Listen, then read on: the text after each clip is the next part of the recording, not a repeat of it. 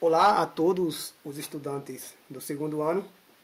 Bem, pessoal, foi proposto na última aula, né, na aula do dia 6/4, que seria interessante eu fazer um vídeo, tá, sobre as questões.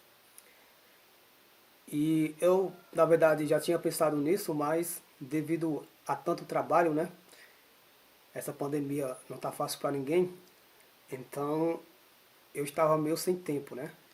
Mas mesmo com pouco tempo, tá? Vou fazer o máximo possível para estar gravando aulas para vocês. Toda semana praticamente eu irei deixar um vídeo para ajudar na aprendizagem de vocês, tá? Bem, então na última aula nós resolvemos esta questão, tá? Que diz o seguinte: um objeto tem uma cavidade cuja capacidade é de 8 ml, tá? A 20 graus Celsius. Ele é aquecido até 120 graus Celsius. O material homogêneo isotrópico desse objeto tem coeficiente de dilatação linear igual a 2 vezes 10 elevado a menos 5 graus Celsius a menos 1. A pergunta é: qual é, nessas condições, a variação da capacidade volumétrica da cavidade? Tá, pessoal? A variação da capacidade volumétrica é basicamente a dilatação, tá? Então, em outras palavras, essa questão aqui está pedindo para você calcular a dilatação sofrida por essa cavidade, tá? Você tem aqui um cubo, um material em forma de cubo que possui uma cavidade, um buraquinho. Inicialmente, ele tem um volume de 8 ml, tá? Quando a temperatura era de 20 graus Celsius.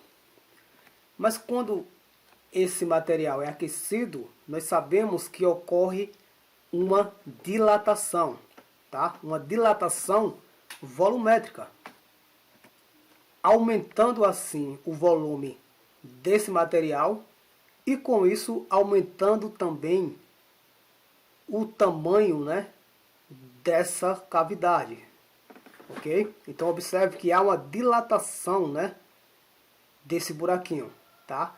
E a questão pede para a gente calcular o quanto houve variação desse buraquinho, né, dessa cavidade. Bem, para isso, primeiramente, o que nós temos que fazer? Nós temos que analisar no problema quais foram os dados importantes fornecidos, tá? Primeira coisa, a questão nos fornece o coeficiente de dilatação linear. O coeficiente de dilatação linear desse material é 2 vezes 10 elevado a menos 5 graus Celsius a menos 1. Lembre-se das aulas anteriores que eu falei que muitas vezes a questão irá nos fornecer somente o coeficiente de dilatação linear. No entanto, a gente precisa saber o coeficiente de dilatação volumétrica, pois neste problema aqui nós estamos tratando da dilatação do volume, tá? E é fácil você fazer isso, porque nós vimos que o coeficiente de dilatação volumétrica, que é dado por gama, é simplesmente 3 vezes o coeficiente de dilatação linear, tá?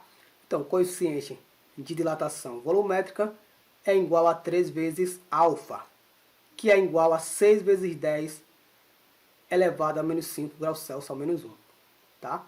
Então, obtive o coeficiente de dilatação volumétrica, tá? Que é gama. Um outro dado importante que é dado na questão é a variação de temperatura, né? Porque inicialmente o corpo estava a 20 graus Celsius. Para dilatar, foi necessário que ele fosse aquecido para 120 graus Celsius. Qual é a variação de temperatura?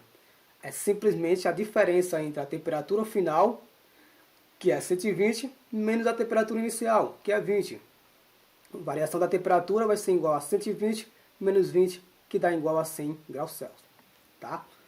Ok, então eu tenho gama, tenho a variação da temperatura e eu tenho também o volume inicial, que é dado na questão, né?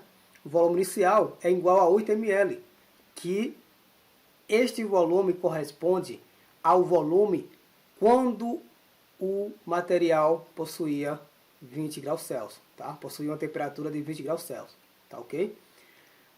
Bem, então temos todos os parâmetros agora necessários para obter a variação da capacidade volumétrica, ou mesmo a dilatação térmica, tá? A dilatação térmica, a gente sabe que a fórmula é dado por V0 vezes gama vezes delta θ, tá? V0 eu calculei aqui, ó. V0, na verdade, foi dado, né, na questão, é 8. Gama eu calculei, é 3 vezes alfa, é 6 vezes 10 elevado a menos 5. E delta θ? Também eu tenho. Delta θ é a variação da temperatura que deu 100. Então, acabou a questão. Por quê? Porque agora é só substituir.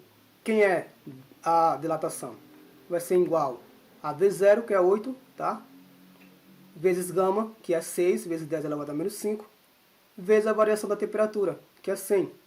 Multiplicando, né? 8 vezes 6 dá 48, né? Vezes 100 dá 4.800.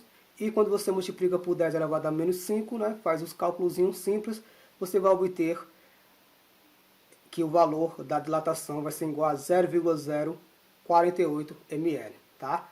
Se alguém tiver alguma dúvida a respeito dessa multiplicação, é só falar comigo que a gente resolve, tá bom?